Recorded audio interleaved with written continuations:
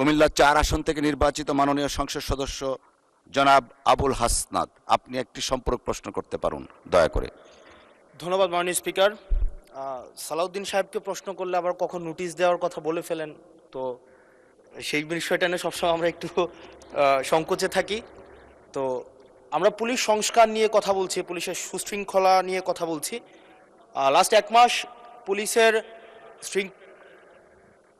শৃঙ্খলা নিয়ে যখন আমরা স্বরাষ্ট্রমন্ত্রী মহোদয় তো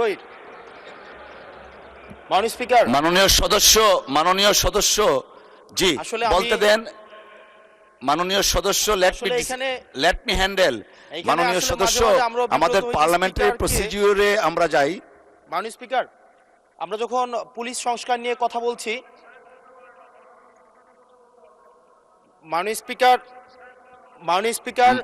মাননীয় সদস্য আপনি দয়া করে বসুন। আমরা আশা করছি পরবর্তীতে আমরা সকল সদস্যগণ সংসদীয় যে নর্ম আছে, প্র্যাকটিস আছে, সেটা মেনে চলবো। Thank you. Yes, thank you মাননীয় স্পিকার। মাননীয় স্পিকার, পুলিশ সংস্কার নিয়ে যখন আমরা কথা বলি বা পুলিশের যে বিষয়গুলো, তৃণমূলের কিছু পুলিশের অনেক সমস্যা রয়েছে ইনস্ট্রুমেন্টাল। যেমন পুলিশকে যখন তদন্ত করতে পাঠানো হয়, ওই তদন্তের খরচ কিন্তু থানা থেকে দেওয়া হয় না, আর যেটা দেওয়া হয় সেটা কিন্তু অপ্রতুল। আমরা যখন পুলিশকে একটা কাজ করতে দিচ্ছি কিন্তু বাজেট দিচ্ছি না, পুলিশে একটা কালচার প্রচলিত রয়েছে, সেটা হচ্ছে ম্যানেজ করে নাও। এই ম্যানেজ করতে গিয়ে দেখা যায় পুলিশ দুর্নীতির বিভিন্ন কাজে তারা কনভেনশনালি জড়িয়ে পড়ে। যেমন কিছুদিন আগে আমাদের 26শে মার্চের প্রোগ্রাম হয়েছে, এবং সেটা হচ্ছে সবাই জানে, এই 26শে মার্চের প্রোগ্রামে যে বাজেট দেওয়া হয়েছে প্রশাসনকে, সেই বাজেট এবং প্রোগ্রাম করতে গিয়ে যে খরচ হয়েছে সেটার মধ্যে কিন্তু আনুপাতিক অনেক ধরনের ব্যবধান রয়েছে। তখন যে কাজটা করতে হয়, পুলিশ ব্যবসায়ী থেকে, তারপর হচ্ছে তার এলাকার বিভিন্ন প্রতিষ্ঠিত মানুষ থেকে কিন্তু অর্থ উঠাতে হয়। আমার মাননীয় স্বরাষ্ট্রমন্ত্রীর কাছে প্রশ্নটি হচ্ছে, এই যে পুলিশের যথাযথ বাজেট দেওয়া হবে কিনা, যাতে করে তাদের যে রুটিন ডেইলি অ্যাক্টিভিটিগুলো রয়েছে সেই ডেইলি অ্যাক্টিভিটিগুলো যথাযথভাবে তারা পরিচালনা করতে পারে, এবং তাদেরকে যেন ম্যানেজ করে নাও কালচারে যেন না যেতে হয়, এবং কোনো ধরনের দুর্নীতিতে যেন তাদেরকে যুক্ত না হতে হয়। ধন্যবাদ। আর আরেকটা বিষয়, যদি সম্বোধন করার ক্ষেত্রে যদি ভুল হয়ে থাকে সেটা আমি অ্যাকনোলেজ করছি, কারণ আমার এই সংসদে আমি আসছি, আমার 27.5 বছর বয়স।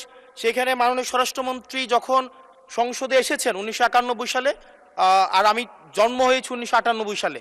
তো সেই জায়গাতে যদি কনভেনশনাল যে ভুল আছে, আমরা সেগুলো সংশোধন করতেও রাজি। যখনই আমাদেরকে নোটিশ করবেন আমরা সেটাকে সংশোধন করে নেব। ধন্যবাদ। ধন্যবাদ মাননীয় সদস্য। We are learning every day. ধন্যবাদ। মাননীয় মন্ত্রী। মাননীয় স্পিকার, আপনাকে ধন্যবাদ।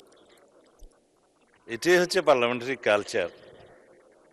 আমি বয়স যাই হোক, মাননীয় সংসদ সদস্য হিসাবে আমাকে অ্যাড্রেস করতে হবে যে সদস্য প্রশ্নটি উত্থাপন করেছেন। আর্লি এজে পার্লামেন্টে আসাটা একটা সৌভাগ্যের বিষয়। আমরা সবারই উজ্জ্বল ভবিষ্যৎ কামনা করি।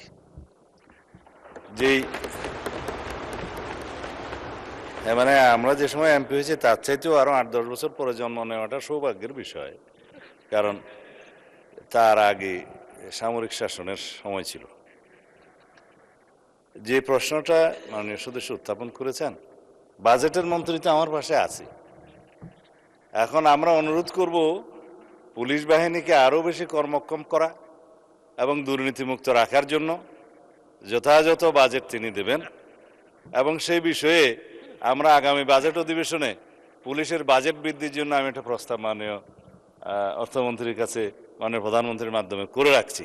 এটা সত্য কথা যে পুলিশের যে পরিমাণ রিসোর্স দরকার, যে পরিমাণ বাজেট দরকার, সেই পরিমাণ আমাদের অর্থনীতি সহ্য করতে পারে না বলেই হয়তো আমরা দিতে পারি না।